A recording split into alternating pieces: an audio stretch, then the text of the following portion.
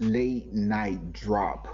And I just saw this article that shows the impact of Shedeur Sanders, and literally the Cleveland Browns would be idiots to not have this guy on the roster, to not make sure he's a part of the future moving forward. And what I mean is this, right? The panic in Cleveland is real, and it's showing up in hard numbers. The moment Shedeur Sanders went down, the buzz that had fueled record preseason demand for Browns tickets and spiked local TV ratings came to a halt. Fans who had packed resale sites to pay premiums for his first appearances are suddenly holding off, and broadcasters are bracing for drops that could cost millions in ad revenue. What was supposed to be the Browns' most anticipated season kickoff in years now feels fragile, hinging on one rookie quarterback's health. TV numbers told the story before the Browns front office even had time to spin it. Local ratings for Cleveland's preseason broadcast dipped by nearly 18% once Shedeur Sanders was ruled inactive, a striking contrast to the previous week where his debut had spiked viewership by more than a third compared to the same game slot last season. Ticketing markets followed suit just as quickly. Secondary resale prices, which had climbed to triple digits for lower bowl seats when Sanders was announced as starter, tumbled back toward face value once news of his injury spread. Stadium attendance projections that had been tracking toward a near sellout suddenly showed 6,000 unsold seats still available less than 48 hours before kickoff. For a franchise that was counting on Sanders not just as a quarterback but as a business engine, this sudden reversal carried more weight than just a preseason box score.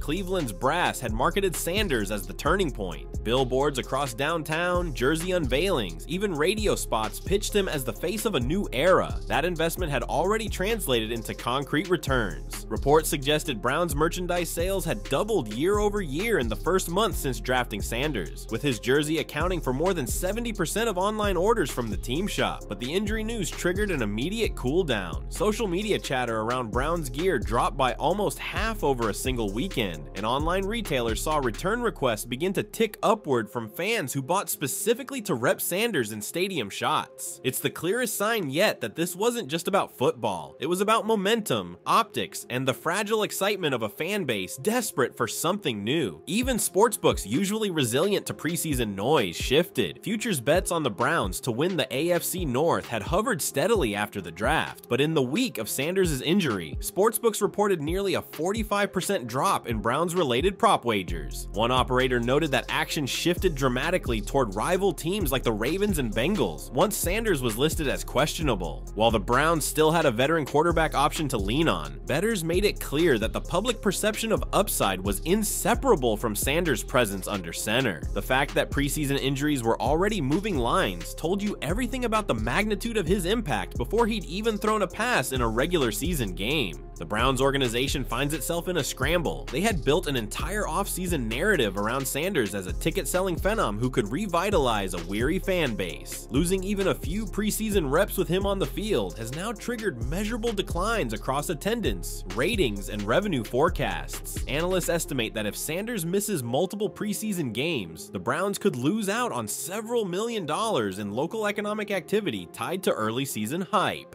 Downtown bars and restaurants, which had seen booking spikes when Sanders debuted, already reported softer reservations for the upcoming slate. For Cleveland, the injury represents not just a football setback, but a ripple effect across every business arm tied to the team. Sanders' injury matters now more than ever because it interrupts the single most critical phase of his transition from college phenom to NFL starter, live reps with the first team. Kevin Stefanski and his staff had mapped out an entire preseason plan to integrate him with the starters, build chemistry with Amari Cooper, Elijah Moore, and David Njoku, and test his timing against real NFL defenses. Losing those snaps isn't just about missing highlights, it's about losing irreplaceable footage to evaluate mechanics, playbook mastery, and decision-making under pressure. Coaches rely on those game reps to script the early regular season playbook, and with Sanders sidelined, they're forced to work off incomplete data. The consequences are measurable. Analysts tracking practice workloads noted Sanders had already missed close to 40% of projected first-team reps in August, a significant chunk for any rookie quarterback. In comparison, comparison, Trevor Lawrence logged over 90% of Jaguars' first-team snaps his rookie summer, and even that left Jacksonville fans uneasy about his early season growing pains. For Cleveland, dropping below that threshold magnifies the risk of rolling into week 1 with a quarterback who hasn't yet synced his rhythm with the offense. That lack of cohesion could directly cost wins in a division where even one slip changes playoff math.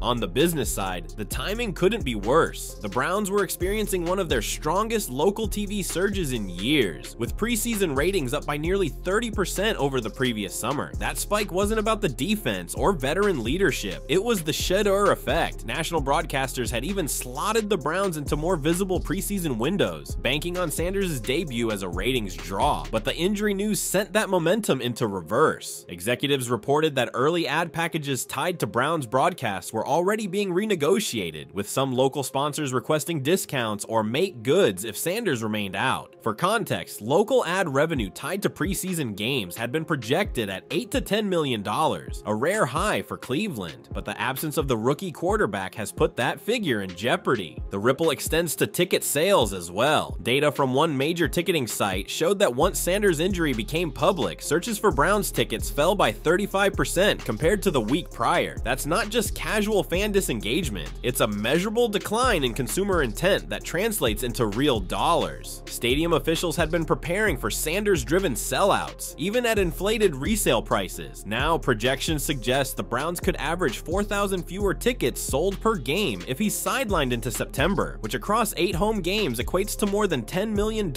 in lost gate revenue. In an NFL where every dollar counts toward future contracts and stadium projects, that's a direct hit to the franchise's financial momentum. Why does this all matter right now instead of just later in the season? Because preseason sets the tone not just for roster building, but for fan belief. Browns fans have endured years of false starts and fading hype cycles. From Johnny Manziel's implosion to Baker Mayfield's inconsistent tenure, Sanders represented something different, a quarterback with national pedigree, marketability, and a chance to redefine Cleveland as more than a defensive first team. His injury, no matter how minor in the long term, undercuts that fragile narrative right as the franchise needed it most. The numbers, ratings, ticket sales, and merchandise prove that Cleveland's relevancy in 2025 is tethered almost entirely to one player. And the irony? Sanders himself needs these reps as much as the Browns need his presence. Unlike Patrick Mahomes, who sat behind Alex Smith in Kansas City, or Jordan Love, who had years to learn in Green Bay, Sanders isn't being groomed slowly. The Browns made him the face of the franchise immediately, putting enormous pressure on his shoulders. Every missed snap widens the gap between expectation and preparation, leaving both the player and the team vulnerable when the games start to count.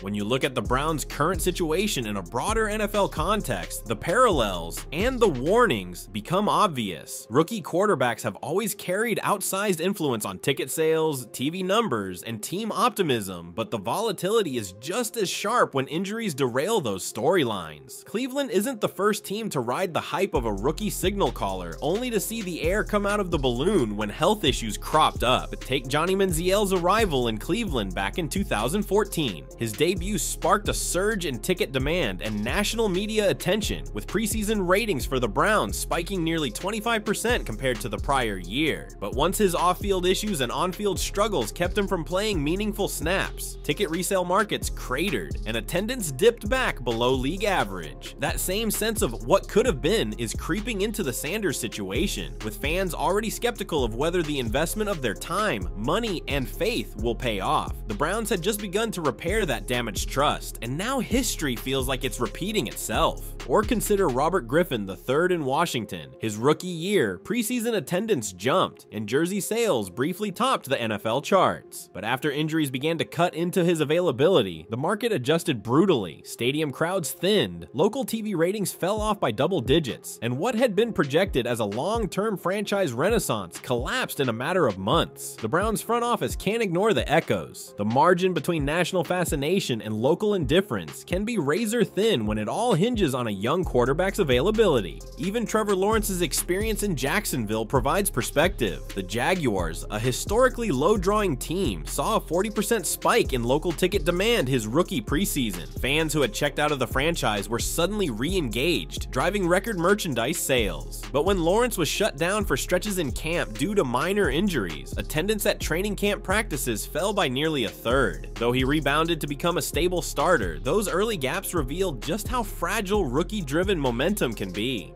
The Browns are facing the same tightrope now with Sanders, except the stakes are even higher because Cleveland has fewer recent successes to fall back on. The comparison also extends to Patrick Mahomes and Jordan Love, but in the opposite direction. Both quarterbacks were insulated by veteran starters when they entered the league. Mahomes sat behind Alex Smith, which meant Kansas City didn't bank ticket sales and national ratings solely on his availability. Green Bay kept Jordan Love in the shadows behind Aaron Rodgers for years, protecting the franchise from fan panic if he wasn't on the field right away. Cleveland, by contrast, has built its entire marketing, ticketing, and media plan around Sanders immediately being the guy. That choice amplifies the fallout of every missed practice rep or injury designation, and there are measurable contrasts even within the Browns' own history. When Baker Mayfield was drafted, local TV ratings for preseason games jumped nearly 20%, and his first home start pushed ticket demand up 15% compared to the prior year's opener. But once injuries and performance inconsistency set in, attendance sank back to the bottom third of the league. Sanders' effect has been even more dramatic in the early weeks. Ticket sales had risen by as much as 25% compared to last year's preseason averages before his injury. That spike puts the Browns in rarefied air for a franchise not known for sellouts. Now the danger is that the same fans who rushed to buy into the Sanders era could just as quickly disengage, repeating the boom and bust cycle that has plagued Cleveland for a decade. These historical comparisons highlight two key truths. Rookie quarterbacks can transform a franchise's fortunes overnight, and those same fortunes can collapse just as fast when injuries intervene. Cleveland's panic right now isn't irrational. It's informed by years of scars from similar situations, both within their own locker room and across the league. The deeper you go into this story, the clearer it becomes that Sanders' injury isn't just a football headline. It's a business crisis rippling across nearly every sector tied to the Cleveland Browns. Start with the stadium itself. Cleveland had been on pace to post some of its strongest ticket revenue numbers in more than a decade, thanks in large part to Sanders' arrival. Ticket packages were being bundled with Sanders-branded promotions, and the franchise had pre-sold more than 85% of season tickets before his first preseason snap. But within a week of his injury announcement, resale data showed average ticket prices for early home games slipping from $240 on the secondary market down toward $130, barely above face value. That collapse signals not just softer demand, but the loss of an entire premium tier of customers willing to pay over the odds just to see Sanders in person. Local businesses are already feeling the squeeze. Sports bars and restaurants near the stadium reported a surge in reservations during Sanders' preseason debut, with one popular downtown venue citing a 40% increase in game day bookings. But since his injury, those numbers have dropped back closer to normal, erasing the bump that had given Cleveland's hospitality industry real hope heading into the fall. Economists often calculate that every sold-out NFL home game injects millions of dollars into the local economy, from parking and concessions to hotel stays. If Sanders misses significant time and attendance averages even 4,000 fewer fans per game, the local economic impact could fall short by as much as $25 to $30 million over the course of the season. For a mid-market city like Cleveland, that's not an abstract figure. It's tangible strain on local businesses. Sponsors are another layer of concern. Several national brands had inked high-visibility partnerships with the Browns in recent months, with Sanders at the center of their campaigns. His face was plastered on digital billboards, and he was set to appear in co-branded ads timed to his regular season debut. Those campaigns were designed to capitalize on Sanders as both a player and a cultural figure, blending his college stardom with his NFL potential. But now, companies are pressing pause. Sources close to the team indicated that at least two local sponsors had already asked for revised terms on their ad buys, citing lower expected ratings for preseason broadcasts. For the Browns, that translates into both immediate revenue shortfalls and long-term brand risk if Sanders can't stay on the field consistently. Broadcasters are just as worried. Regional networks rely heavily on preseason ratings to sell advertising packages for the regular season, and Cleveland had finally cracked into the top 10 local markets thanks to Sanders' presence. His injury sent those numbers tumbling, with local ratings dropping nearly 20% in a single week. That decline doesn't just impact one broadcast, it reshapes the leverage local stations have with advertisers all season long. National networks, meanwhile, had slotted the Browns into primetime preseason coverage, banking on Sanders' star power. With him sidelined, they risked dead air in what was supposed to be a marquee showcase. That's why media executives are already discussing contingency plans, whether reshuffling national windows or discounting ad rates tied to Browns broadcasts. And then there's the fan sentiment. Social media is an unforgiving barometer, and within hours of Sanders' injury announcement, hashtags tied to Browns optimism were drowned out by frustration and skepticism. Jersey sales, which had doubled year over year in July, slowed noticeably. One retailer reported a 22% decline in Sanders-related merchandise week over week, with fans openly debating whether to hold off until his health status cleared. For a franchise that had finally started turning merchandise into a growth sector, the pullback is alarming. What makes it worse is the emotional tone. Longtime fans openly speculating that the Browns are cursed, younger fans expressing fatigue with yet another false dawn.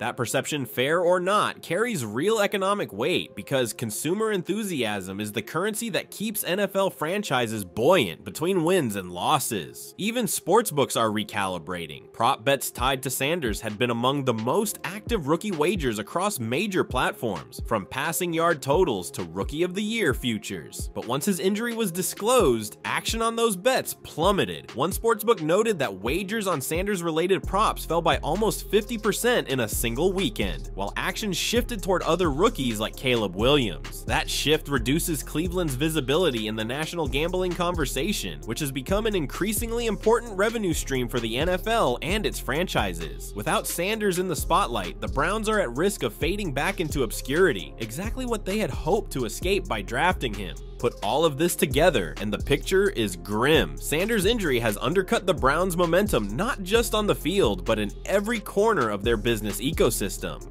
From lost ticket revenue and sliding resale markets to sponsor hesitation, broadcaster unease, and fan disillusionment, the numbers all point in the same direction. Panic isn't just a headline, it's an accurate description of what's unfolding behind the scenes in Cleveland. Projecting forward, the Browns' situation grows even more precarious if Sanders' injury lingers into the regular season. On the field, the immediate concern is timing and cohesion. Without Sanders taking full preseason reps, the offense risks entering week 1 without rhythm, and that can be catastrophic in the AFC North. This is a division where 1 or 2 early losses often determine playoff seeding, and if Cleveland stumbles out of the gate, their odds of returning to the postseason could plummet. Early Vegas projections already show movement. Prior to Sanders' injury, the Browns' playoff chances were priced around 48% by several sportsbooks. Within days, that number slipped closer to 38%. The message from bettors is clear. Cleveland's fate is tethered directly to Sanders' health, but the implications run deeper than wins and losses. From a business perspective, prolonged uncertainty about Sanders could sink season-long revenues. Season ticket holders are locked in,